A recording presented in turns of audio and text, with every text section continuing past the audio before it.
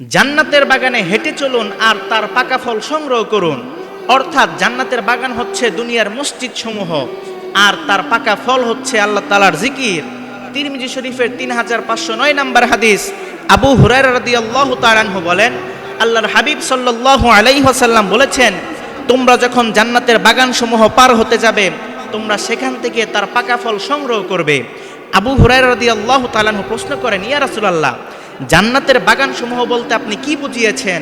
আল্লাহর হাবিব সাল্লাল্লাহু আলাইহি ওয়াসাল্লাম বলেন, জান্নাতের বাগান সমূহ হলো দুনিয়ার মসজিদ সমূহ। এরপর আবু হুরায়রা আবার প্রশ্ন করেন, ইয়া রাসূলুল্লাহ, আপনি পাকা ফল অর্থ কি বুঝিয়েছেন? আল্লাহর হাবিব বলেন, পাকা ফল হলো সুবহানাল্লাহ ওয়ালহামদুলিল্লাহ ওয়ালা ইলাহা ইল্লাল্লাহ ওয়াল্লাহু আকবার। এজন্য আপনি যখন কোনো মসজিদের পাশ দিয়ে হেঁটে যাবেন, তখন আপনি মনে মনে জিকির করবেন, সুবহানাল্লাহ আলহামদুলিল্লাহ ওয়ালা ইলাহা ইল্লাল্লাহ আল্লাহু আকবার।